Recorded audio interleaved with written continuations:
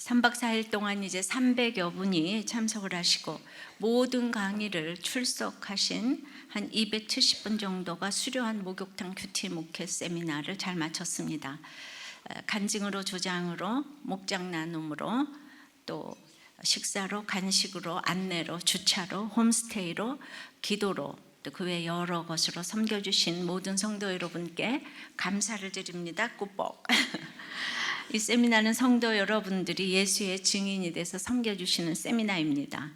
이 땅은 영적 전쟁터입니다. 이겨야 승리의 기록부인 생명책에 기록되지 않겠습니까? 그런데 모든 강의를 다 마치고 이제 마지막 질문을 하신 분이 목사님의 죄패는 무엇이냐고 물었습니다. 처음부터 매 시간 죄와 수치를 다 나누었다고 생각했는데 마지막에 그런 질문을 받으니 순간 이것이 악의적인 질문이 아닌가 했지만 3박 4일의 강의를 최선을 다해서 섬기고 칭찬보다는 죄패를 상으로 받았다고 생각했습니다. 그래서 금세 생각을 가다듬고 마지막 기도를 했습니다. 3박 4일간 최선을 다해 섬겼다고 생각했으나 하나님은 마지막에 저의 죄패를 물으십니다. 아직도 제 죄가 많은 것 같습니다. 제 죄를 잘 보고 가겠습니다. 끝나고 그분은 그런 의도가 아니었다고 편지를 보냈습니다. 저도 선한 싸움 다 싸우고 마지막에 생명책에 기록되지 못할 수도 있겠다고 생각한 것은 큰 상이었습니다. 예수의 증인이 되어 생명책에 기록되려면 어찌해야 할까요? 지난주는 음료의 실체를, 이번 주에는 짐승의 비밀을 살펴보려고 합니다. 첫째로 음료와 짐승은 하나입니다. 음료가 짐승을 타고 앉았듯이 음료의 쾌락과 짐승의 권세는 서로 뗄래야 뗄 수 없는 관계입니다. 6절입니다. 또 내가 보매 이 여자가 성도들의 피와 예수의 증인들의 피에 취한지라 내가 그 여자를 보고 놀랍게 여기고 크게 놀랍게 여기니 1절에 내가 너에게 음료에 받을 심판을 보이리라 했었지요. 그런데 예수 증인들의 그 피에 취해서 음료가 득세하는 모습으로 보여지니까 지금 요한이 너무 놀라는 거예요. 그러니까 7절에 천사가 이르되 왜 놀랍게 여기느냐, 내가 여자의 그가 탄 7머리와 10뿔 가진 짐승의 비밀을 내게 이르리라 합니다. 지금 짐승이 음료를 태우고 있어요. 온 세상을 로마의 가치관으로 물들게 하고 있습니다. 로마를 욕하면서 로마가 주는 달콤함을 맛보면서 점점 로마화 되어 간 것입니다. 7교회는 로마와 멀리 떨어져 있었지만 영향을 이제 받고 있었습니다. 짐승과 음료가, 즉 권세와 쾌락이 서로 음행하지 않은 왕이, 권세와 쾌락이 이렇게 서로 음행하지 않은 왕이 하나도 없다고 합니다. 어젯밤에 보니까 해리왕 왕자 결혼식에 10만 인파가 운집하고 1조 4천억의 경제 효과 창출을 한다고 해요. 이혼녀의 혼혈인 그녀가 아버지가 이제 파파라치의 딸 사진을 팔아먹어가지고 결혼식에 오지 못하게 했대요. 그리고 시아버지와 입장을 했습니다. 그리고 복정서약 대신에 짧은 스피치를 한다고 그래요. 그 신부는 굉장히 여권 신장과 환경 보호에 관심이 많다고 합니다. 그래서 정말 딱 그냥 그런 얘기를 들을 때 우리는 참 이렇게 좀 걱정되는 게 있죠? 몰라요? 그죠? 복정서약 대신, 이게 막 뉴스에 헤드라인에 나온 거예요. 음료의 쾌락과 짐승의 권세가 총집결된 결혼식이 아닌가 하는데요. 미가서 7장 3절에 보면 그 지도자와 재판관은 뇌물을 구하며 권세자는 자기 마음의 욕심을 말하며 그들이 서로 결합하니, 이미 구약시대의 미가서에도 고발된 권력과 재판관의 결합, 즉 짐승과 음료의 결합은 오늘의 현실에 더 구체적으로 만연해 있는 것을 보게 됩니다. 개인의 신앙적 진실함과 직업적 성실함에도 불구하고 관행이란 이름으로 자신이 속한 집단이나 혹은 사회 안에서 도리어 악의 도구가 되는 현실을 자주 보게 되죠. 짐승이 그 권력을 통해 세상을 공포 속으로 몰아넣고 조직과 압제로 사람을 통치한다면, 음료는 그가 제공하는 각종 쾌락을 통해서 사람들을 혼미와 방탕과 중독의 포로로 사로잡습니다. 이 잔혹함과 짜릿한 쾌감에 이렇게 중독되도록 만드는데, 이런 사악한 쾌락에 한번 맛이 들리면 사람들은 음료의 품을 이렇게 떠날 수가 없게 됩니다. 정치인들 사이에서는 이런 이야기가 돈다고 해요. 국회의원 하면 최고다. 딴 건 몰라도 몇만 명이 모여서 내 이름을 불러대면 미친다. 그래서 그 권세의 맛을 보면 진짜 누구도 아편 같아서 내려놓을 수가 없대요. 또한 남녀를 막론하고 몸을 통한 자기 표현에 서투르면 자기 관리의 실패자로 낙인 찍힐까 봐 어떤 정신적인 수양보다 비만과의 싸움을 중요하게 여기는데, 이것을 이제 신체 쾌락주의라고 할 수 있어요. 예. 그러니까 그 미모와 이 몸매로 해리 왕자를 이제 또 이렇게 할 수 있다고 생각하니까, 미모 하나면 전 세계의 신데렐라가 될 수 있다고 생각하는 이런 것들이 바로 음료의 가치관이 아닌가 싶습니다. 성쾌락주의도 있어요. 내 몸은 내 것이다. 내 몸이 나의 것이라면 나는 마땅히 몸에 대한 소유권을 주장할 수 있다. 성적인 쾌락은 내가 누려야 할 마땅한 권리다. 예. 그러니까 이런 쾌락을 추구하지 않으면은 이 사회에서 도태되는 것 같아가지고, 그냥 맹목적으로 따라할 수밖에 없는 것이 짐승을 탄 음료를 찾고 의존하는 것이에요. 근데 오늘 그 결합 속에 사단이 배후에 있다는 거예요. 그래서 우리 실상을 알아야 돼요. 그러니까 경건의 비밀을 깨달은 자만이 7머리와 10뿔 가진 짐승의 비밀을 깨달을 수가 있습니다. 그렇다고 또 문자적으로 비밀을 알려준다는 데를 쫓아다니면 안 됩니다. 성경은 성경으로 풀어야 돼요. 성경 속에 모든 답이 다 있습니다. 적용해 보십시오.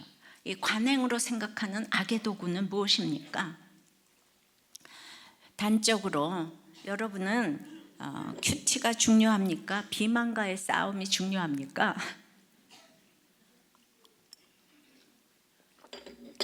여기에 모든 답이 다 있다고 생각이 돼요. 자, 나눔이에요. 며칠 전 독립하신 회사 소장님께 연락이 와서 현상 설계를 하고 있으니 도와달라고 하셨답니다. 평소 도움도 많이 받고 친분이 있는 터라 흔쾌히 도와드리겠다고 했습니다. 그런데 며칠 후 소장님 만났는데 작업할 컴퓨터는 있냐고 물으시기에 내가 아직 새로 장만하지 않았다고 했더니 선뜻 200만 원을 줄 테니까 노트북을 사라고 했답니다. 처음에 그 말을 듣고 기뻤다는 거죠. 저를 특별히 생각해 주는 것 같고 같이 일하자는 뜻과 같기 때문에. 근데 한편에서는 받으면 안 되고 이렇게 분별하라는 음성이 들렸다는 거예요. 그래서 고맙지만 뭘 그렇게 큰 돈을 주시냐고 그랬더니 나중에 어차피 줄 거 지금 주는 거니 받으라고 했어요. 그래도 마음이 내키지 않아서 아내와 상의한다고 했답니다. 그랬더니 소장님은 그 돈을 제가 받으면 급여에 잡혀서 안 되니 아내 통장으로 보내주겠다고 하셨대요. 받아도 될 것 같은 돈이지만 모든 것에는 다 목적이 있고 받는 순간 애급 종살이를 해야만 할 것 같은 생각이 들었습니다. 그래서 나를 인정해 주는 것 같은 마음이 드는 것이 남도 속고 나도 속는 것이라는 것을 다시 한번 새기게 됐습니다. 결국 그 돈은 받으면 안 되는 돈이었습니다. 부가세를 줄이기 위한 의도에서 시작된 돈이었고 배우자 소득공제를 받을 수 없는 돈이었습니다. 무엇보다 나를 속이는 돈이었습니다. 속은 자가 구원의 선봉에 서라고 하시는데 아직도 애굽을 좋아하고 쳐내지 못하는 것을 회개합니다. 소장님을 따른다고 하면서도 돈을 더 따르는 것을 알고 회개합니다. 주로 이런 숙제를 해주시고 이런 나눔을 해주신 우리들 교인들 너무 참 대단합니다. 얼마든지 관행일 수 있는 일을 이렇게 띵크를 많이 해주셔서 너무 감사해요. 여러분도 사건이 올 때마다 이렇게 띵크를 좀 많이 해주시기를 바라요. 그러면 이제 감사함으로 우리에게 예수의 증인이 되잖아요, 그죠? 천사는 요한에게 음녀와 짝을 이룬 짐승에 대해 보다 깊은 비밀을 알려줍니다. 둘째는 짐승의 세력은 끈질기다는 거예요. 그래서 이게 얼마나 끈질긴지 일곱 머리와 열 뿔에 대해서 이제 구체적으로 알려주는 거예요. 8절입니다. 네가 본 짐승은 전에 있었다가 지금은 없으나 장차 무적행으로부터 올라온 멸망으로 들어갈지니 땅에 사는 자들로서 창세 이후로 그 이름이 생명책에 기록되지 못한 자들이 이전에 있었다가 지금은 없으나 장차 나올 짐승을 보고 놀랍게 여기리라. 그러니까 전에 있었다가 지금은 없으나 장차 나올 짐승에서 여기 있다라는 존재를 표시하는 동사를 활용하고 있는데요. 이거는요, 뭘 모방한 건가 하면 전에도 있었고 이제도 계시고 장차 오실 리가 하나님과 예수 그리스도라 그랬지 않아요? 그걸 모방하고 있는 적그리스도를 이제 말합니다. 이전에 있었다는 건 성육신 이전을 말하고요. 지금은 부활 승천 이후를 말하고 장차는 재림 직전을 말해요. 이 말은 적그리스도가 예수 그리스도가 성육신하기 전에는 활약을 하다가 십자가 부활 후에는 세력을 잃었다가 종말 직전에 다시 한번 맹위를 떨친다는 거예요. 그래서 그때 놀라지 말라고 지금 이렇게 예고를 해주고 계십니다. 적그리스도는요, 이제 이렇게 기적도 베풀고 치유도 하면서 미혹을 합니다. 그 계시록 13장 3절에 그의 머리 하나가 상하여 죽게 된 것 같더니 그 죽게 되었던 상처가 나음에 온 땅이 놀랍게 여겨 짐승을 따른다고 했어요. 지난번 성경에는 이상히 여기면서 다 따른다고 그랬어요. 놀랍게 여기는 게 아니고 막 이상히 여기면서. 근데 그러니까 이 미혹의 세력이 얼마나 강하겠어요. 죽었던 사람이 살아났으니까. 근데 창세 이후로 생명책에 기록되지 못한 사람들은 이 땅에서 멸망을 너무 싫어해가지고 멸망하지 않는다 그러면은 그냥 정신을 못 차리고 그런 데를 이렇게 찾아가는 거예요. 그래서 기적과 치유는 너무나도 매혹적입니다. 그래서 과학과 문명과 철학과 사상이 자고 일어나면 변하기 때문에 다들 엄청난 기대를 합니다. 그리고 그것에 대한 확신도 대단합니다. 우리가 영원히 불로장생할 것 같은 것에 대한 확신 대단하죠. 지옥표의 이름인 666을 받고 싶어서 받았겠습니까? 분별이 안 되니까 넘어가서 2단, 3단으로 가는 거죠. 자, 아까 신천지에서 공부를 하고 왔던 사람이 새가족에 등록을 했어요. 그래서 거기서는 뭘 배우냐 그랬더니 뭐 배웠는지 하나도 모른대요. 그럼 오늘 와서 말씀 알아들었냐? 아니, 하나도 모른대요. 그래서 이렇게 모르는데도 갈 수가 있어요. 그래서 그래도 어떻게 왔는가 잘 좀 이제 들어보라고 했습니다. 분별이 안 되면 여기가 거긴지 거기가 여긴지 2단인지 3단인지 1단인지 이거를 몰라요. 그러니까 무적행이 어딘가 연구하지 마세요. 사단은 영적 존재인데 어떻게 영적 존재가 물리적 공간에 갇힐 수가 있겠습니까? 그러니까 장소 찾고 시간 연구하지 마세요. 분별을 잘하려면 오직 하늘에서 내려오는 지혜가 필요합니다. 그러니까 사단으로부터 힘과 능력을 받은 이 짐승의 세력은 역사 속에서 끊임없이 엄청난 세력으로 등장해서 우리 성도들을 핍박하고 미혹하고 있다는 것을 알 수 있습니다. 그래서 9절에 지혜 있는 뜻이 여기 있으니 그 7머리는 여자가 앉은 7산이요 그랬어요. 로마는 7개의 언덕에 자리 잡은 부락으로 시작을 했어요. 그래서 그 당시 7산 하면 모두가 로마를 떠올렸어요. 그래서 7머리를 로마로 해석하는 것은 틀린 해석이 아니에요. 그러나 가시적으로 구체화된 사단의 대리자들은 이렇게 역사를 통해서 늘 있어 왔다는 거예요. 그러니까 7산은 역사적으로 끊임없이 구체화되어 등장하는 하나님과 하나님의 백성들을 대적하는 악한 세력들은 일컫는 말입니다. 그래서 이런 음녀의 환상을, 짐승의 환상을 바르게 알기 위해서 하나님의 지혜가 필요한 것입니다. 10절입니다. 또 7왕이라 5은 망하였고 하나는 있고 다른 하나는 아직 이르지 아니하였으나 이르면 반드시 잠시 동안 머무르리라. 전에 있었다가 지금 없어진 짐승은 8째 왕이니 7 중에 속한 자라. 그가 멸망으로 들어가리라. 10절 11절이 예, 지금 이게 8절하고 똑같은 얘기예요. 아까는 전에도 있었고 이제도 있는데 또 장차도 있는데 다 망한대요. 예. 우리 성령님은 전에도 이제도 나중도 항상 계시는데 사단이 아무리 흉내를 내도 전에도 망하고 이제도 망하고 장차도 망한다고 그 얘기를 지금 10절 11절에 또 하는 거예요. 왜 이렇게 하겠습니까? 지금 핍박의 시대에 절대로 넘어가지 말라고 그 얘기를 지금 반복해서 하는 거예요. 근데 지금 이제 전에도 이제도 장차도 하는 말을 10절에는 7왕 중에 5은 망하였고 하나는 있고 하나는 오지 않았다. 이게 똑같은 말을 이렇게 표현을 합니다. 요한이 1절에서 아니 6절에서 뭘 놀랍게 여겼는가 하면은 아니 어찌하여서 그 증인들의 피에 취해서 축배를 들고 있는 것처럼 음녀가 이렇게 승리한 것처럼 보이는가? 이것 때문에 놀랍게 여겼다는 거예요. 하나님이 함께 하시면 음녀가 정말 죽어야 되지 않냐. 그런데 왜 증인들이 죽냐? 이 얘기를 하면서 이제 설명을 하는 거예요. 그러면 사단의 대리자인 7왕은 누구를 가리키는가? 이거부터 좀 봅시다. 7왕은 애굽이나 바벨론, 아수르, 페르시아, 헬라, 로마 등의 이 강대국일 수 있죠. 근데 그 당시 7왕은 또 로마의 황제를 의미할 수 있어요. 아우구스투스부터 시작되는 로마의 황제입니다. 사도 요한 시대의 왕은 도미티우스 왕, 아주 전대미문에 또 핍박을 했죠. 그 시대였는데 또 앞으로 나타날 형제를 의미할 수도 있습니다.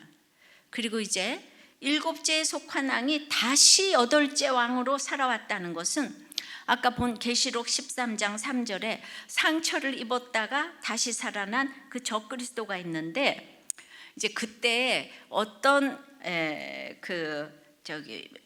소문이 있었냐면 네로 왕이 칼로 자결한 것이 아니고 파르티아 제국에 살아있다가 마병들을 이끌고 온다는 네로 환생설이 그 당시에 유행했어요. 그러니까 이제 상처를 입었다가 살아난 네로가 굉장한 무서운 왕이잖아요. 그러니까 적그리스도를 이렇게 표현하는 거예요. 그러니까 지금 어떻게 죽었다가 살아날 수 있나? 그런데 짐승과 음녀가 이런 기적 같은 일을 베푼다니까요. 죽었다가 살아난 것 같은 그 권력을 가지고 있고 사람들이 이상히 여기나 다 따를 수 있는. 그러니까 이거는 이제 로마에만 국한된 것이 아니라요. 멸망했나 싶으면 다시 살아나고 멸망했나 싶으면 또 다시 살아나서 역사 전체에 존재하는 짐승의 끈질긴 세력이라는 거예요. 하나님과 하나님의 백성들을 이렇게 핍박하고 미혹하지만 이미 그 세력의 7 중에 5은 망했고 하나만 겨우 남아있는 상태고 마지막에 최후의 발악을 하다가 결국에는 그 마지막 왕도 멸망할 것이라는 것을 보여주시는 거예요. 그래서 적그리스도는 이 짐승을 8번째 왕이라고 이 적그리스도를 그렇게 이제 부르는 거예요. 그러니까 8째 왕 적그리스도는 가고 오는 세대 속에서 여러 모양으로 신구약 전 구간에 나타난다는 그 이상히 여기나 다 따라간다는 아주 가공할 만한 힘을 가진 왕이 바로 적그리스도라서 우리는 계속 이 적그리스도가 누군가 이거 연구하면서 2000년을 왔어요. 1차 대전, 2차 세계대전, 그리고 지금 3차 세계대전이라 그러잖아요. 그러니까 지금 이제 이 누가 적그리스도가 될 것인가? 이 사단의 세력은 이미 십자가에서 거리가 꺾였으나 6제와 7째 왕으로 상징되는 말세의 기간 동안에 하나님의 백성들의 거룩과 성숙과 양육을 위해 잠시 힘을 쓰도록 허락을 받고 있다는 의미에서 5은 망했고 하나는 있고 하나는 아직 오지 않았다. 전에도 이제도 장차도 다 망한다. 8절에는 그거 10절에는 5은 망했고 하나는 있지만은 나중에 올 그 왕도 가공할 만한 힘을 가지고 있지만 망한다. 이 얘기를 계속하는 건 고난이 축복이다 이 얘기를 하는 거거든요. 근데 그러면은 그런 왕들을 왜 성도들에게 허락하는가 하면 하나님 백성들의 거룩과 성숙과 양육을 위해서 잠시 힘을 쓰도록 하나님께 허락을 받았다는 거죠. 예, 그래서 고난이 축복이라고 하는 거예요. 그러니까 이 시대를 지금 이제 해석해 보면 진짜 북한이 바벨론이 돼가지고 지금 저렇게 평화 협정을 하는 게 3개월간 이제 물러간 건가, 고레스가 평화를 준 것처럼 그건가, 계속 이러잖아요. 우리는 그런데 그 조그만 김정은이가 지금 꼭 그냥 적그리스도처럼 가공할 만한 힘을 가지고 있어요. 그런데 남한을 훈련시키잖아요. 그리고 이제 트럼프를 훈련시키잖아요. 또 시진핑을 훈련시켜요. 거기서 맨날 서로 이러니까 이 조그맣지만 핵무기 하나 갖고 있으니까 다 덜덜덜덜 매면서, 근데 그게 다 하나님이 김정은한테 지금 이제 잠시 힘을 쓰도록 허락을 했다는 거예요. 그러나 결국 예수 없는 사람은 이제 과거에도 망했고 이제도 망하고 장차도 망할 거니까 이 땅에서 환란이 정말 그 경한 것이 장차 이루어질 영광과 좋게 비교할 수 없다고 하니까 우리는 이거를 놀라지 않고 이거를 이렇게 해석하면서 기도를 해야 되겠는데, 우리가 지금 전쟁 난다 그러니까 어디로 도망가겠어요? 지금 온 세계가 지금 3차 세계대전 직전이라서 이 뭐 안보리 국가가 전부 다 지금 거기 지금 모여서 지금 하는데, 우리가 미국으로 이민 가요? 미국에도 핵을 보낸대잖아요, 김정은이라는 분이. 거기다 핵폭탄, 그러니까 지금 막 트럼프가 막 달려오잖아요, 김정은을 만나려고. 그러니까 저 사람들의 살 길은 핵밖에 없는데 그걸 포기하겠어요? 안 하지요.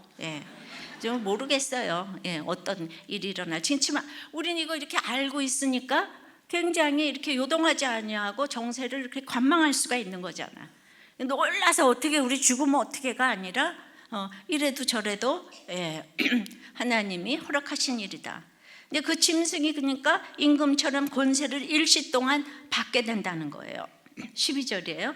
내가 보던 열뿔은 열왕이니 아직 나라를 얻지 못하였으나 다만 짐승과 더불어 임금처럼 한동안 권세를 받으리라. 그러니까 천사가 열뿔을 열왕이라고 하는데, 그 뿔은 힘과 권세의 상징이에요. 열은 온 우주 삼라만상을 포괄하는 숫자이고, 그래서 합해서 이제 영적 통치를 할 수 있는 그런 대단한 권세인데 아직 나라를 얻지 못했다 그랬어요. 그리고 이제 한동안 권세를 받는다 그랬어요. 그러니까 이 본문의 통치가 미래에 속한 것임을 알 수 있는데, 이제 그 당시에 로마 제국을 그때 적그리스도라 본다면은 그 밀접한 관계를 가지고 있는 요한 당시에 그 나타나지 않는 주변 국가의 왕들을 가리키는 듯도 해요. 근데 여기서 여러 해석이 있을 수 있지만 결론적으로는 이들이 장차 사단을 도와, 적그리스도는 때마다 좀 달라지니까 사단을 도와 하나님의 세력에 대항할 세상의 사악한 지도자들을 상징하는 거예요. 그러니까 열왕들에게는 재림 직전에 적그리스도의 짐승과 더불어 잠시만 통치할 수 있는 막강한 일시적 권세가 주어진다는 거죠. 어찌되었든 그렇게 이 땅에 정치적 경제적 힘을 가지고 하나님의 백성들을 미혹하고 핍박하는 세력으로 등장하는 일곱 머리 열뿔은 그 본체인 짐승의 의도대로 정확하게 움직여주는 짐승의 대리자들이라는 거예요. 이 세상 모든 열왕들이 짐승의 대리자들이라는 거예요. 그러니까 이제 거꾸로 얘기하면 성도들은 아무리 힘든 핍박을 받아도 그 시간은 한정되어 있다는 점에서 소망을 또 가질 수 있다는 것이죠. 정말 이 짐승의 세력, 그 권세의 세력, 내가 가지고 싶은 음료와 이 권세의 세력이 너무 끈질겨서 그 한평원님 보고 사랑 고백을 해보았느냐고 물었더니 자기는 그냥 학벌에게 사랑 고백을 했노라고. 그게 정말 나이가 늙어도 끈질기게 내려놔지지를 않는다고. 그게 우리가 절대로 이 권세 이런 게 내려놔지질 않아요. 적용해 보세요. 세상은 어떤 것도 망합니다. 영원한 것은 없어요. 근데 끈질기게 인간의 의지를 불태우며 가는 게 무엇입니까? 그래서 여기 있다 저기 있다 해서 따라가고 싶은 구세주가 뭐냐고요. 이거는 정말 구세주가 아니고 진짜 이 짐승이에요. 그거를 따라가고 싶은 거죠. 셋째는 그런데 이 음녀가 잠시는 그냥 강한 단결력을 보여주는 거예요. 13절입니다.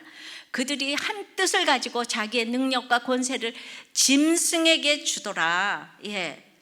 그러니까 열왕이 일치된 견해로 짐승에게 협조하고 있는 것을 보여주는 거예요.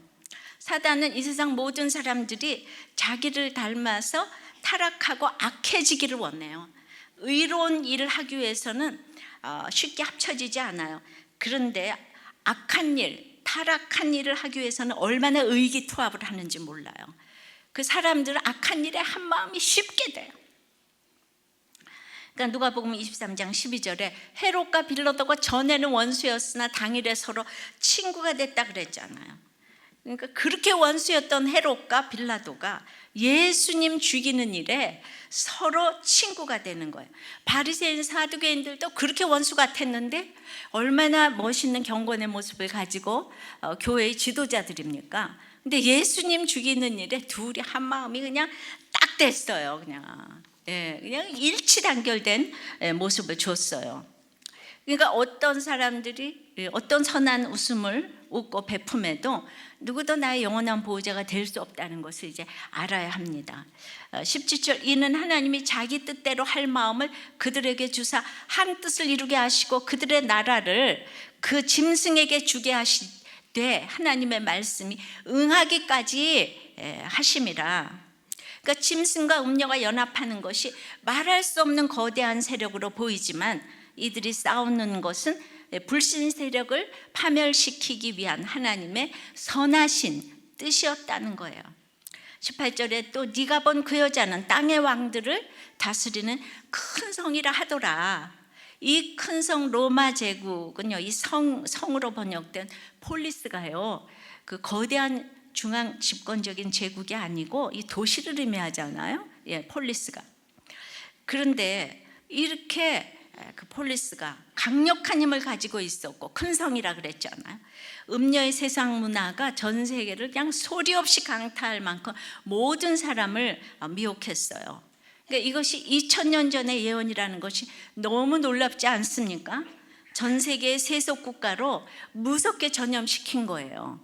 그러니까 무슨 그 결혼식 하나가 1조 4천억의 경제 효과를 창출하고 우리는 그냥 그 드레스가 어디에서 한 거다 보니까 지방시에서 했대요. 그러니까 뭐 이런 것들 그냥 이게 막 너무 가공할 만한 전염력을 이렇게 갖고 있는 거예요. 그러니까 일곱 머리, 일곱 산, 또 열왕, 일곱 머리, 일곱 산, 열왕은 그 짐승이 가지는 권세로 하나님을 끊임없이 대적하는 세력이거든요. 그러니까 이 땅에서 지상 천국을 만들 수 있다고 계속 확신을 가지지만은 그런 건 하나님의 계획은 없어요. 우리가 이제 좀 이따 더 보겠지만은 요한계시록은 전천년, 무천년, 후천년설이 있어요. 전천년은 이 세대주의로 성경을 보는 거고 문자적으로 보는 거고, 그 다음에 후천년은 이 땅이 좋아져서 결국 낙원이 된다는 거예요.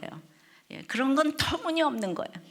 우리는 이 성경의 말씀이 오늘 나에게 임하는 무천년설을 지지하는 거예요. 그러니까 이런 걸 가지고 무슨 학설이라고 참 그럴 것도 없는데 이단들이 그렇게 후천년을 지지하는 여호와의 증인이 있고 이 전천년을 지지하는 아무개가 있는데 얘기 안 하겠어요. 요새 정말 말만 하면 그래서 세상은 악한 세력에 의해서 지배된다는 거예요. 적대 세력의 핍박 아래 두어서 하나님 나라를 충만케 하시는 것이 하나님의 뜻인 거예요. 그러니까 공산주의는 정치적인 힘으로 핍박하고 자본주의는 물질로 유혹하고 미혹해서 이 신앙은 정치, 물질의 세계가 아니고 영적인 문제잖아요. 그러니까 신앙생활을 잘하려면 핍박의 시대가 훨씬 더 좋은 거예요. 왜냐하면 우리가 깨어 있으려고 노력을 하는 게 더 어렵잖아요. 그러니까 우리 깨어 있지 않으려고 해도 저절로 깨어 있으려고 하는 게 이게 축복 아니에요? 짧은 인생 가운데. 그러니까 우리도 교회 와 보니까 제가 알겠어요. 청소를 하건 뭘 하건 예수님 만난 사람은 얼굴에 항상 웃음이 있어요. 근데 일부러 깨어 있으려고 하는 사람은 억지로 또 웃으면 웃을 수가 없잖아요. 그래서 진짜 이 짧은 인생이에요. 주님 만나는 게 영생의 나라로 들어가는 것입니다. 그래서 이스라엘을 하나님의 나라로 만들기 위해서 강력한 애굽을 옆에 두시고 400년 노예를 통해서 만들어 내셨어요. 환란에 경한 것이 크고 중한 영광과 비교할 수 없다고 했는데, 그러기 위해서 신앙생활은 전투인 거예요. 실체를 알고 묘략을 세워서 날마다 승리해야 이 마지막 생명책에 올라가는 것입니다. 어제 승리한 사람이 오늘 보장되지 않아요. 일주일 승리한 것이 오늘 보장하지 않아요. 대단한 간증이 오늘 보장하지 않아요. 자, 적용해 보세요. 여러분들이 의기투합하는 그 한 뜻은 말씀이 응하기 위해서입니까? 세상의 재미를 위해서입니까? 세상 유익을 위해서입니까? 여러분은 어디에서 그렇게 한 뜻이 됩니까? 그리고 부부간에 한 뜻이 돼요? 부모 자식 간에 한 뜻이 돼요? 목장에서 한 뜻이 돼요? 회사에서 한 뜻이 돼요? 어디서 의기투합을 하고 어디서 말이 안 통하는지, 이 성경이 응하기까지 내가 한 뜻을 관철하는 곳이 어딘가 한번 체크를 해보세요. 자, 네 번째는 짐승은 결국 내부 분열로 이제 망하는 거예요.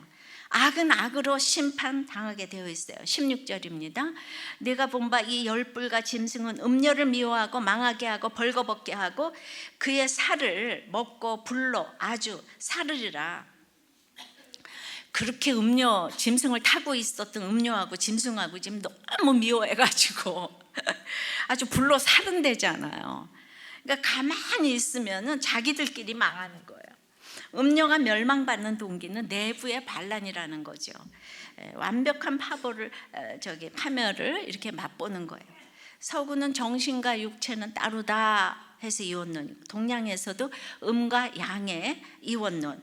근데 성경은 오직 이론론이에요. 그러니까 죄란 관역을 벗어난 것이에요. 태생적으로 인간은 자기 자신을 파괴합니다. 자기 스스로 부패시키고 파멸시키는 거예요.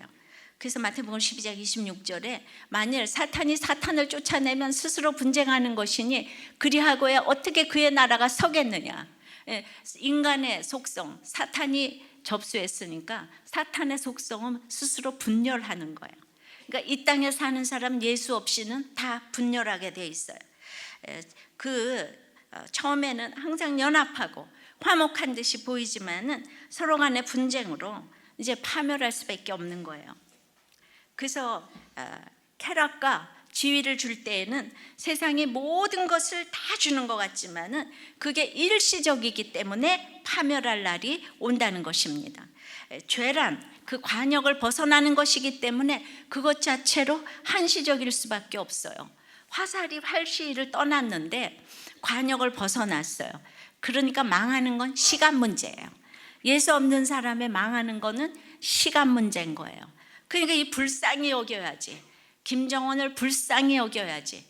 사실 미워할 대상이 아닌 거예요. 하나님에게 힘을 받아서 지금 우리를 좌지우지하는 거예요. 그러니까 그거 진짜 하나님 힘 줬다고 생각하지 않으세요? 김정은이가 전 세계를 지금 다스리고 있잖아요. 오라 가라 말라. 트럼프가 막 김정은 만나러 막 가잖아요. 그죠? 이런 거를 보면 우리가 이렇게 해석을 할 수 있어야 돼요.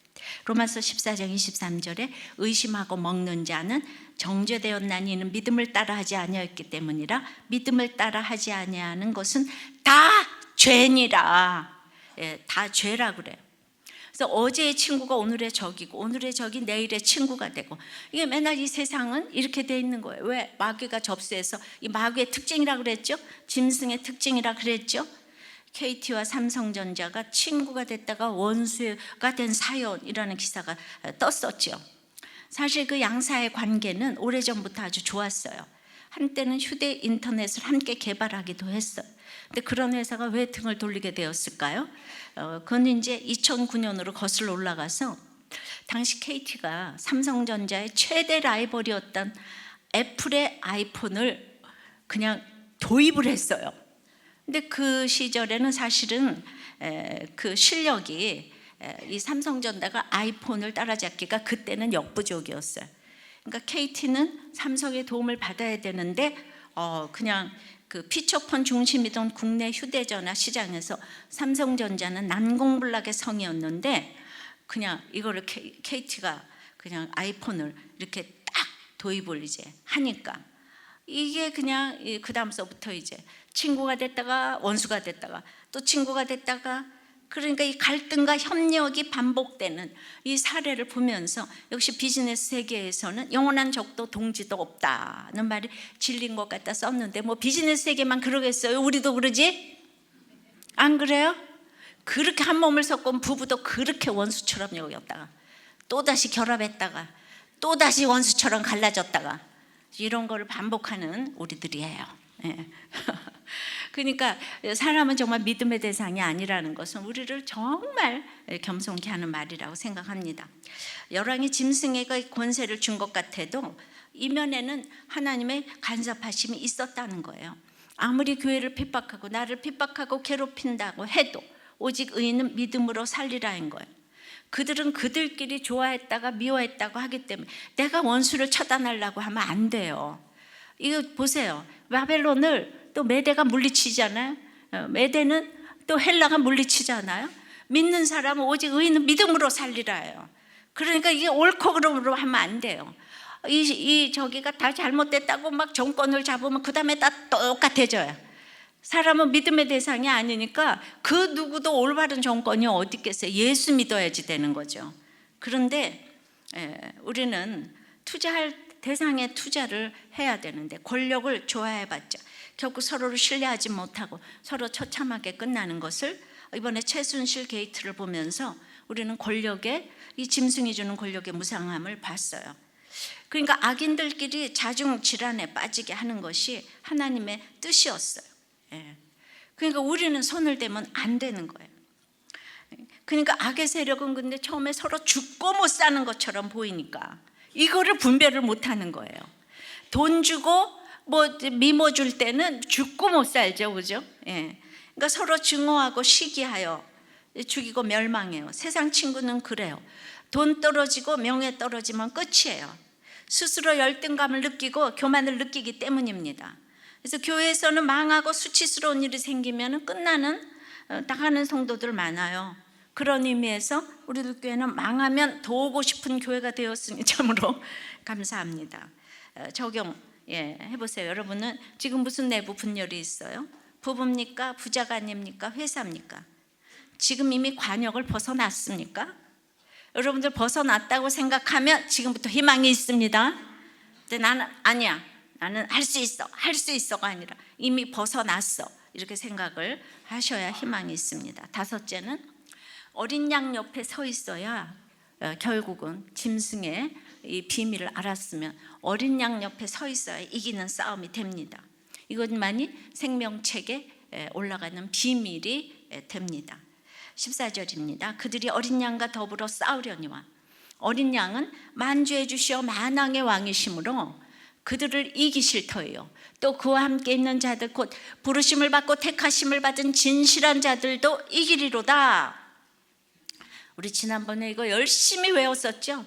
부르심 받고 택하심 받고 진실한 자들, 사랑받고 택함 받고 쓰임 받는, 이게 인생의 최고로 기쁨이라고. 그러니까 어린 양 옆에 서 있는 부르심 받고 택하심 받고 진실한 자들은 짐승의 비밀을 알게 되는 거예요. 놀랍지 않은 거예요. 그러니까 이 결혼식의 소식을 들으면서 그냥 복종의 서약 대신에 이제 그 여권 신장에 관심이 많다고 하니까 가슴이 막 무너지잖아요, 그죠? 전 세계가 추앙하는 이 결혼식에서 제일 중요한 성경의 원리를 떠나면 이게 안 되는데, 음녀와 짐승의 세력은 사단에게서 권세를 받습니다. 음녀와 짐승이 총력을 펴서 아마겟돈 전쟁을 걸어옵니다. 그럴 때 어린 양이 참 초라해 보여요. 짐승이 대단해 보입니다. 일평생 제가 얼마나 초라해 보이는 자리에 많이 있었겠습니까? 저는 이제 더군다나 과부잖아요.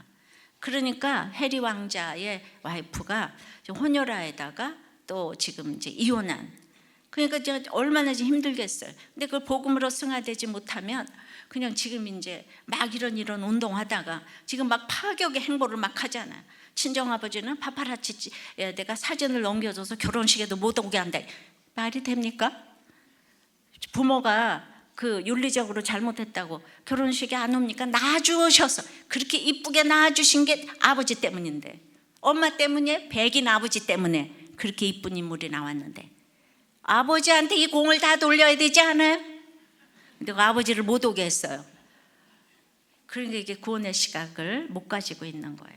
그러니까 이렇게 내가 초라해 보여도 그 해석할 수 있으니까. 어린 양 예수님이 고운 모양도 풍채도 없어요. 그래도 만왕의 왕, 만주의 주이십니다. 그래서 우리가 이기기 위해서는 어린 양 옆에 서 있어야 해요.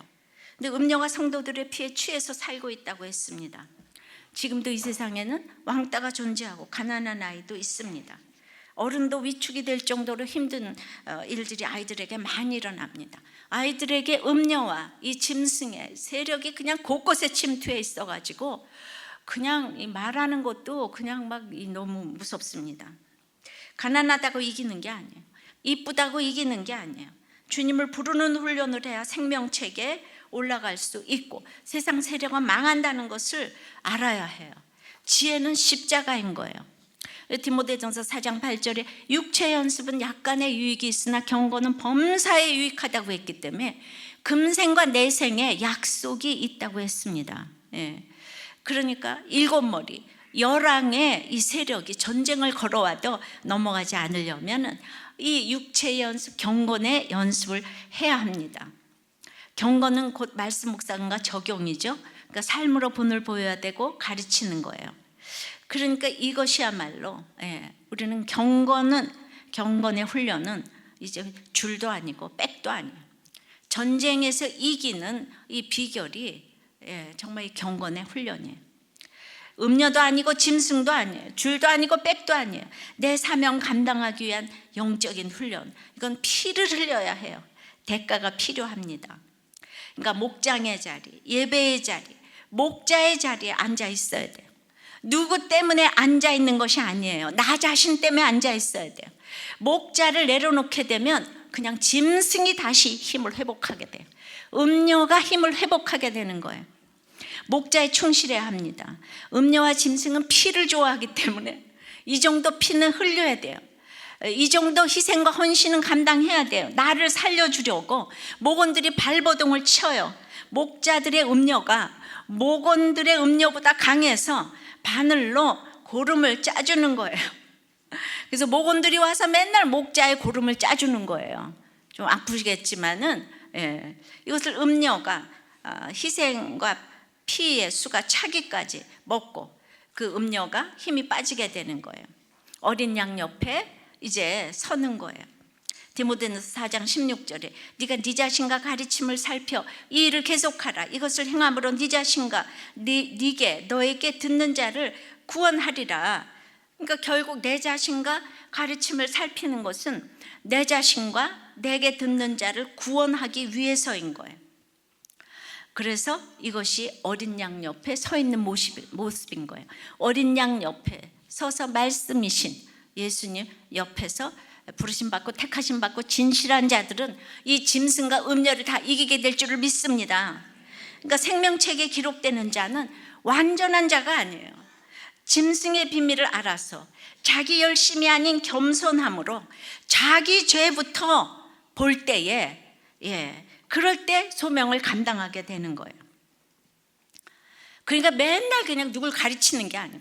내 죄부터 보게 되는 것이 짐승의 비밀을 넘어갈 수 있는 이 경건의 비밀을 가지게 되는 거죠. 이분은 최고위직을 지낸 법조인이세요. 지난주 이 목장 나눔이에요. 법조인으로 살아오면서 보면 원래 자기 약점을 좀처럼 드러내지 않고 다들 이중적으로 사는 것에 익숙해져 있는 것 같다. 나 또한 그렇게 살아왔다. 그동안 법조인으로 살면서 음녀의 증인이었던 것 같다. 정말 그렇다. 지난주 그냥 목장 나눔에서 했던 얘기 그대로 제가 지금 여러분한테 알려드리는 거예요. 이렇게 나눔을 그대로 하셨어요. 이제는 예수의 증인으로 믿음을 보이는 삶을 살겠다는 생각을 하게 되고 직원들한테도 그런 말을 좀 하는 편이다. 음녀가 받을 심판을 보여줘야 할 부분에 대해서는 아직도 내게 세상이 이렇게 강해서 업무를 보면서 재벌 회장쯤 되는 사람 앞에서는 정말 전도하기가 어렵다는 걸 알게 된다. 수감 중인 어느 국회의원한테도 아무 말도 하지 못하고 그냥 책만 넣어주고 말았다. 특히 유력한 자 앞에서는 안전하는데 어떻게 담대히 전할 수 있을까요? 핍박받을 게 두렵고 음료처럼 취한 상태에서 빠져나온다는 것이 쉽지 않은 것 같다. 그럼에도 이웃의 열방에 그리고 믿지 않는 세력자들을 위해서도 말씀을 전해야 한다고 하신다 하는 하나님이 바룩의 생명을 지켜주시겠다는 말씀이 정말 위로가 되었다. 이분이 전도를 할 마음이 있으니까 이런 말이 위로가 되는 거죠. 우리는 내 것만, 우리 것만 생각하는데 하나님은 우리의 생명을 지켜주시겠다고 하신다. 그래서 하나님 앞에 지혜를 달라고 기도한다. 그런데 지금은 후배들한테 내가 수술받았던 일이나 가정을 꾸리고 애 낳고 살라는 얘기를 스스럼 없이 하게 된다. 수술받은 이야기를 하면 다들 놀라는데 이렇게 나도 피를 2번이나 흘려봤으니 피로써 증인이 될 수 있을 것 같다. 특히 결혼은 꼭 해야 하나, 애는 꼭 낳아야 하나 하는 여자 후배 법조인들이 이런 걸 물어올 때마다 결혼을 통해 애를 낳아봐야 애를 통해서 자신의 모습을 끊임없이 보게 된다는 말을 해준다. 참고로 이분은 남자입니다. 정말 그런 걸 겪어봐야 좋은 법조인이 될 수 있고 또 사람이 될 수 있다는 얘기를 해주는데, 정말 후배들 가운데, 이 후배 법조인들 가운데 남들이 자기보다 잘 되는 것을 못 견뎌 하는 걸 종종 보게 된다. 정말 저는 이분이 짐승의 권세를 내려놓고, 사람이요 권세를 맛보면 그거를 못 내려놓는다 그랬잖아요. 자기 놀던 부류가 대단한데, 그렇게 목장을 매주일 지금 이제 본인 집에서 하시고, 특별히 이제 싱글 되신 분들, 어려운 이렇게 분들, 이렇게 날마다 집에서 하시고, 그리고 이제 큐티는 매일 아침 4시 반이면 어김없이 일어나서 하신다고 하는 거예요. 이것이야말로 짐승의 비밀을 알고 권세를 내려놓고 경건의 훈련을 하며 생명책에 기록되는 자로 살아가는 길이 아닐까 싶습니다. 할렐루야. 그래서 진짜 권세를 내려놨기 때문에 정말 잠잠히 조용히 이렇게 숨어 계시면서 그렇게 목장 열심히 이렇게 나오시는 거, 바로 그것이 아닌가. 우리는 또 그런 자리에 안 가봤기 때문에 또 모르는 거 있죠. 우리는 다 똑같다고 하지만 다 똑같지가 않아요. 자, 그래서 이제 지금 여러분은 지금 누구 옆에 서 있습니까? 어린 양 옆에 서 있습니까? 음료, 권세 옆에 서 있습니까? 쾌락 옆에 서 있습니까? 우리는 세상 사람들이 무엇을 위해 삽니까? 모두 나 위에 다른 이들에게 인정받기 위해 삽니다. 예수님이 받은 시험의 내용은 그 사단에게 받은 시험의 내용은 자기의 힘을 동원해서 자신을 증명해 보라는 거였잖아요. 광야 40일의 시험. 다 자기를 증명하기 위해서 사는데 조금 증명해서 권세를 가지게 되면 그걸 내려놓겠습니까? 자, 말씀을 맺겠습니다. 생명책에 올라가는 자들은 이 세상 사단의 하수인인 음료와 짐승의 실체를 알아야 합니다. 음료와 짐승은 서로 음행합니다. 권세와 쾌락은 서로 뗄 수 없는 관계입니다. 사단의 세력은 끈질깁니다. 잠시는 강한 단결력을 가진다고 했어요. 그러나 내부 분열로 이제 망한다고 했습니다. 이 어린 양 옆에 서야 짐승의 세력을 이길 수가 있습니다. 이것만이 지혜입니다. 우리가 억지로 못하는 거예요.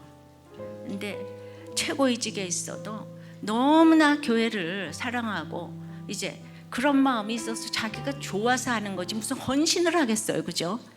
좋아야 돼요. 어린 양 옆에서 말씀이 좋아야 되고, 교회를 좋아해야 되고, 이런 게 있어야지 누가 알아주지 않아도 이렇게 그냥 기쁘게 일을 할 수가 있는 것입니다. 정말 그것은 주의 수밖에 없네가 돼야 되는 거죠. 찬양하고 기도하겠습니다. 함께 말씀을 기억하며 찬양 드리도록 하겠습니다.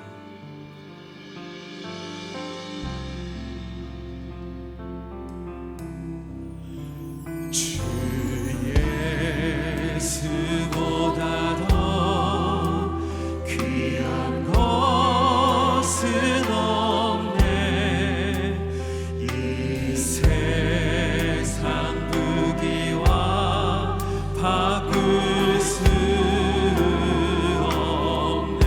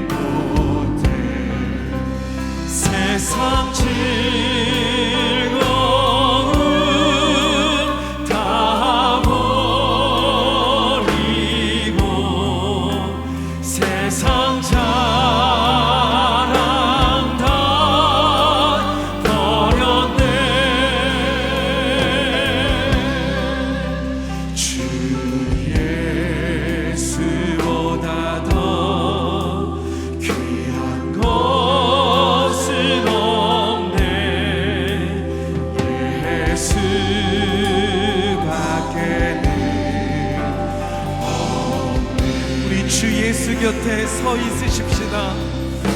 주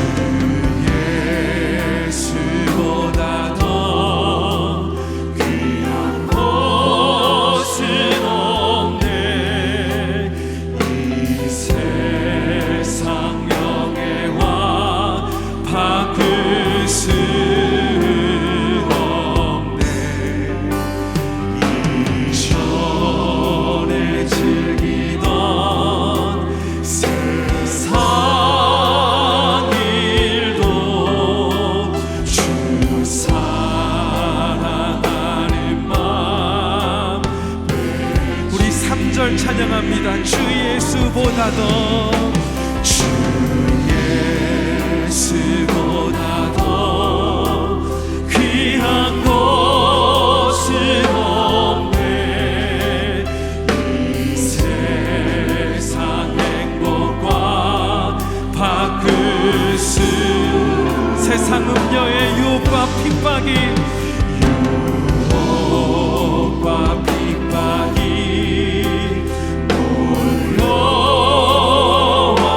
몰려와도 주 섬기는 내 맘 편치.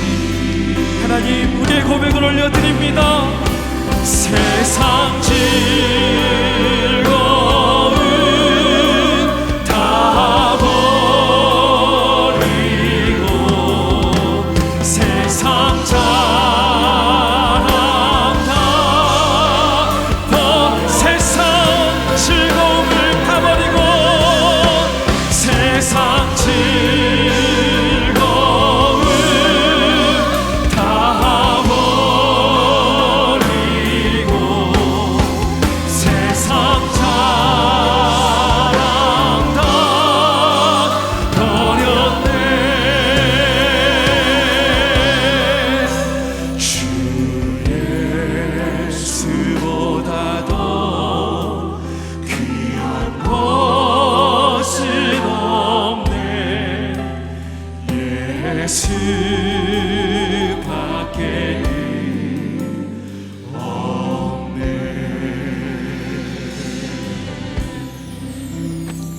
우리가 음녀의 이 짐승의 권세에 의해서 영원한 무죄의갱으로 가지 않게 해달라고, 우리가 부르심 있고 택하심을 입고 진실한 자가 되어서 생명책에 이름을 기록하는 자가 되게 해달라고.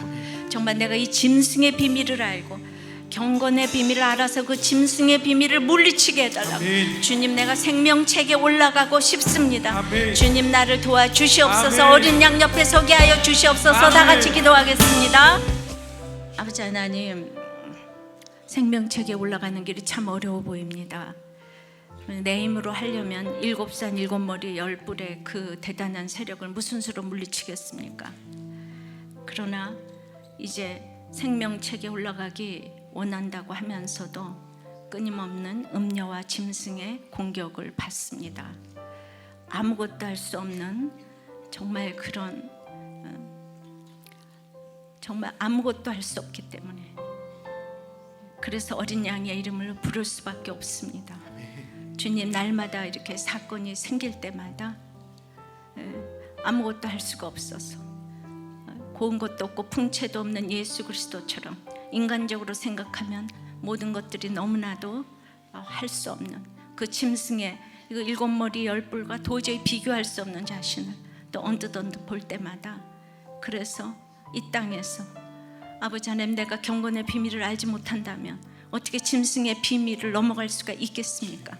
그러나 날마다 말씀을 통하여서 이제도 전에도 나중에도 계실 그 주님이 이제도 망하고 지금도 망하고 나중에 망할 사단의 이 속성을 알려주시니 감사합니다. 아멘. 7 중에 5은 망했고 이제 지금도 또 나중에도 다 망할 것이라고 계속 말씀해 주시니 우리가 현재 고난은 잠깐요 장차 이루어질 영광은 좋게 비교할 수 없도다, 이 말씀을 붙들고 아버지, 우리가 정말 사명대로 와서 사명대로 살다가 사명대로 갈 수 있는 이 사명의 말씀을 붙잡고 어린 양 옆에 서서 참으로 부르심 받고 택하심 받고 진실한 자가 되어서 아버지 하나님, 이 전쟁을 이길 수 있도록, 그래서 생명책에 올라갈 수 있도록 역사하여 주시옵소서. 아멘. 내가 이렇게 핍박을 당할 때마다, 유혹을 당할 때마다 나보다 더 나를 아파해서 울어주실 그 주님 때문에 우리가 그 주님을 붙들고 주님의 이름을 부르면서 갈 수 있어서